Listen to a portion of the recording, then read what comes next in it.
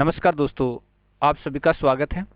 आज सुबह के वीडियो में हमने आरोहण कहानी के महत्वपूर्ण प्रश्नों पर जिक्र किया था और चलिए कुछ और महत्वपूर्ण प्रश्न और कुछ विशेष जानकारियां और बाकी रह गई थी, उन पर और चर्चा करते हैं। तो चलिए दोस्तों, बढ़ते हैं अपने अन्य प्रश्नों और उन जानकारियों की तरफ। बहुत इंसाफ किया तुम सभी ने मेरे साथ, बहुत इंसाफ किया तुम सभी ने मेरे साथ, बहुत अब माफ़ करो भूला कि भैया अनुज मुझे माफ़ करो, मेरी खुददारी को बख्श दो, कि खुदारी को बख्श दीजिएगा। अब तो जिंदा रहने तक न ई बलद उतर सके दिन न हम, कि जिंदा रहने तक अब तो न तो ये बैल उतर सकते हैं और न हम। ये कथन किसका है? तो दोस्तों ये कथन भूप दादा का है, और भूप दादा हैं वो उस संदर्भ में कह रहे हैं जब रूप सिंह ने कहा कि भैया आपने बहुत कष्ट उठाए हैं, आप मेरे साथ चलिए, शहर में चलिए, समतल जगह पर चलिए।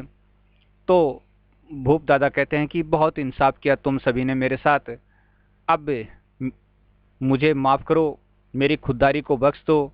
अब तो जिंदा रहने तक न तो ये बैल उतर सकते हैं और न हम, यानी हिमांग पर्वत से न तो बैल नीचे उतरेंगे और न मैं नीचे उतरूंगा। नेक्स्ट, तो सुन भोइला, तूने सिर पर पहाड़ टूटने की कहावत तो बहुत सुनी होगी। कि सुन भोइला, कि सुन भाई, सुन अनुज, तूने सिर पर पहाड़ टूटने की कहावत तो बहुत सुनी होगी, यानी बहुत सुनी होगी। सुनने में सुनने में बहुत भारी नहीं लगती, कि सुनने में बहुत भारी नहीं लगती है, यानी सुनने में बहुत बड़ी नहीं लगती है, लेकिन इसकी सच्चाई तो वही जानता है जिस पर सचमुच का पहाड़ टूटा हो। सचमुच का पहाड़ टूटा हो वही इसकी सच्चाई को जानता है। कि सिर पर पहाड़ टूटने की कहावत तो तुमने सुनी होगी और सुनने में ये इतनी भारी भी नहीं लगती है, लेकिन इसकी सच्चाई तो वही जान सकता है जिस पर सचमुच का पहाड़ टूटा हो। ये कथन किसका है? तो ये कथन भूप दादा का कथन है, क्योंकि उन पर तो सचमुच विपत्तियां पड़ी थी। पहाड़ टूटा था, हिमांग पर्वत दरका था, और दरकने से माँ और बाबा का देहांत हुआ था, उनका घर नष्ट हो गया था, और भूपदा बच गए थे दूर होने के कारण से, और साथ ही साथ रूप सिंह भाग जाने के कारण से, यानी दूर चला गया था वो तो पहले ही 11 साल पहले ही दूर चला गया था, और उसके अगले साल ये विपत्ति आई थी, तो इस कारण से वो बच गया था। चलिए, तू तो यानी पहले ही भाग चुका था मुझे अकेला छोड़कर। फिर मैं बहुत भटका, बहुत छटपटाया, लेकिन कहीं सहारा नहीं मिला। माफ कीजिए, लेकिन कहीं सहारा न मिला। सहारा देता भी कौन, यानी कौन देता? सभी अपने अपने से इतबा, सब अपने अपने से तबाह हुए हुए थे, यानी सबकी स्थिति एक जैसी थी। 10-10 किलोमीटर तक, यानी 10-10 किलोमीटर तक जगह जगह धंसाव हुए थे, यानी पर्वत में भूस्खलन हुआ था। रास्ते बदल गए थे, नदियां बदल गई, इतनी बड़ी बड़ी तबाही हो चुकी थी। और मैं सीखियाई आंखों से इस हिमांग को देखा करता, कि सीखियाई आंखों से इस हिमांग पर्वत को देखता रहता था। मौत की तरह फैला हुआ म्याल, कि मौत की तरह फैला हुआ ये पर्वत। ये बात कौन किसको कह रहा है? तो ये बात कौन किसको कह रहा है? तो भूप दादा रूप सिंह को ये बात बता रहे हैं कि जब भूस्खलन हुआ, हिमांग पर्वत में भूस्खलन हुआ, तो सब कुछ बदल गया। नदियां बदल गई, रास्ते बदल गए, बहुत भटकता रहा, किसी ने किसी प्रकार की सहायता नहीं की। और सहायता करते भी कैसे? क्योंकि सभी अपनी अपनी स्थिति से परेशान थे, और कई कई किलोमीटरों तक ये धंसा हुआ था। तू गया, तेरे पीछे माँ गई, बाबा गए, और फिर सैला गई, यानी माँ बाबा पहाड़ के धसाव में दब गए थे, और सैला है वो हिमांग पर्वत से, यानी अचानक एक दिन यूं ही सुपिन नदी में उसने छलांग लगा दी। और जिस औरत का यहाँ पर किरदार दिखाया जा रहा है वह उसकी दूसरी बीवी थी, और यूं कहें कि महीप की सौतेली माँ, और महीप जो था वो सैला का पुत्र था।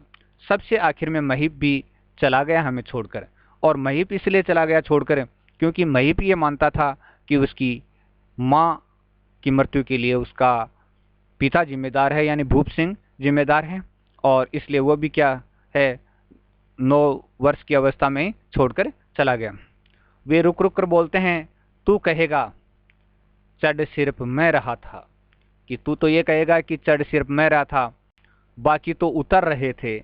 मैं कहता नहीं, अपने अपने हिस्से की चढ़ाई तो सभी चढ़ रहे थे, कि अपने अपने हिस्से की चढ़ाई तो सभी चढ़ रहे थे। चढ़ने का सबका अपना अपना तरीका है, कि तरीका सबका क्या है, अपना अपना है।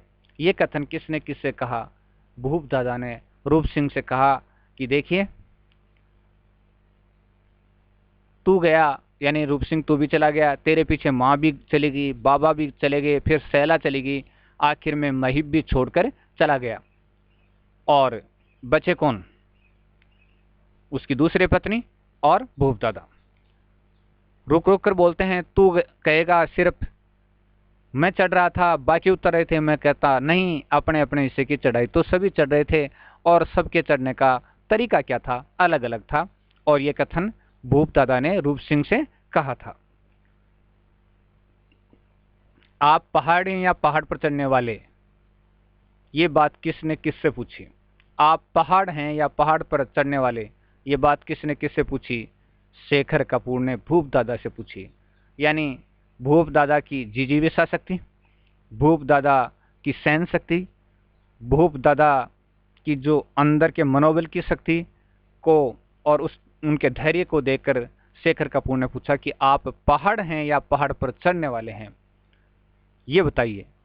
तब शेखर कपूर को भूप दादा ने उत्तर दिया कि दोनों ही मान लो। और ये बहुत ही शानदार जो कहानी है वो अब इस पाठ में ही है, और मैं आपको पढ़कर सुनाता हूँ भी, और उसका अर्थ भी बताता हूँ। तुझे बचपन में बाबा की सुनाई गई कहानी याद है ना? कि भूप दादा रूप सिंह से कह रहे हैं कि तुझे बचपन में बाबा की सुनाई गई कहानी याद है ना? वे रूप की ओर मुखातिब हुए, रूप की तरफ उन्होंने मुख किया, तो उनकी आंखें कुछ ज्यादा ही चटक हुई थी। वो एक नन्ही चिड़िया वाली, कि एक नन्ही चिड़िया वाली कहानी तो तुमने सुनी होगी, जिसे गिद्ध ने कहा था, कि गिद्ध ने कहा था मैं तुझे खा जाऊंगा, कि मैं तुझे क्या करूंगा, खा जाऊंगा। कि नहीं,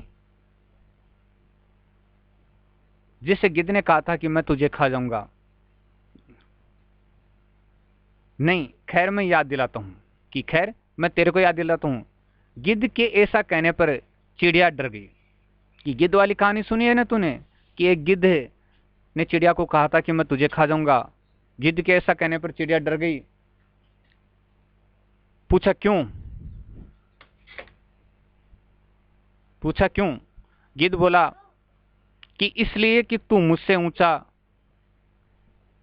ऊंचा नहीं उड़ सकती, इसलिए कि तू मुझसे ऊंचा नहीं उड़ सकती। तो गिद्ध बोला क्यों? इसलिए कि तू मुझसे ऊंचा नहीं उड़ सकती। ये अजीब जबरदस्ती का तर्क था। कि ये क्या था? एक अजीब जबरदस्ती का तर्क था। नन्ही चिड़िया ने धीरज धरकर, कि नन्ही चिड़िया ने धीरज को धारण किया और पूछा, अगर मैं तुझसे ऊंचा उड़कर दिखा दूं तो? कि अगर मैं तुझसे ऊंचा उड़कर दिखा दूं तो? गिद्ध उसके बचकानेपन पर हंसा। तो गिद्ध उसके बचकानेपन पर हंसने लगा। तो नहीं खाऊंगा? तो उसने जवाब दिया कि नहीं खाऊंगा। फिर फिर तो दोनों में ठन गया, कि दोनों में ठन गया मुकाबला, यानी दोनों में मुकाबला ठन गया। ठन का यानी ठन से हो जाएगा। गिद्ध के सामने भला उस नन्ही चिड़िया की क्या बिसात, यानी क्या औकात। गिद्ध के सामने नन्ही सी चिड़िया की कोई औकात नहीं थी। लंबे लंबे डैने, यानी डैने कहते हैं पंखों को, फहराए यानी फैलाए और उड़ गया ऊपर, ऊपर और ऊपर, यानी बहुत ऊंचाई पर। चिड़िया डर गई, फिर भी उसने धीरज न छोड़ा। कि फिर भी उसने क्या नहीं किया, धीरज को नहीं छोड़ा। ऐसे भी मरना है, वैसे भी तो क्यों न मौत से दो दो हाथ करके ही मरूं। तो चिड़िया ने सोचा मरना तो वैसे ही है और वैसे भी मरना है, तो मौत से दो दो हाथ करके मरने में ही भलाई है। कम से कम मरने का मलाल तो नहीं रहेगा, कि कम से कम मरने का दुख तो नहीं रहेगा। फिर तो पूरी ताकत लगा दी उसने, कि उसने पूरी ताकत लगा दी, उड़ने में लगा कि प्राण ही निकल जाएंगे। प्राण यानी ये तद्भव शब्द है, निकल जाएंगे, कि उड़ते उड़ते ऐसा लगा मानो प्राण ही निकल जाएंगे। जान पे खेल गई, यानी जान पे खेल गई चिड़िया, और सारी ताकत लगाकर उड़कर जा बैठी गीद की पीठ पर। और कहां पर जा बैठी? गीद की पीठ पर बैठ गई। गीद अपनी बेहिसाब ताकत के गुरूर में, यानी घमंड में उड़ता रहा, यानी उड़ता रहा आकाश से भी ऊंचा, यानी आकाश से भी ऊंचा। लेकिन चिड़िया को अब कोई डर न था, वह हर हाल में उससे ऊंचाई पर थी। कि उससे क्या थी? ऊंचाई पर थी, मौत की पीठ पर ही जा बैठी थी जो। यानी अब उसको मौत का डर नहीं था, क्योंकि वह कहां जाकर बैठ गई थी? मौत की पीठ पर ही जाकर बैठ गई थी। उसी प्रकार भूपदा भी क्या है? पहाड़ की ऊंचाई वाली मौत से डरे नहीं, बल्कि वो उस हिमांग पर्वत के ऊपर ही जाकर के उसने क्या कर लिया? घर बना लिया, बसेरा बना लिया, और उसने उस चिड़िया वाली कहावत को चरितार्थ कर दिया, सिद्ध कर दिया।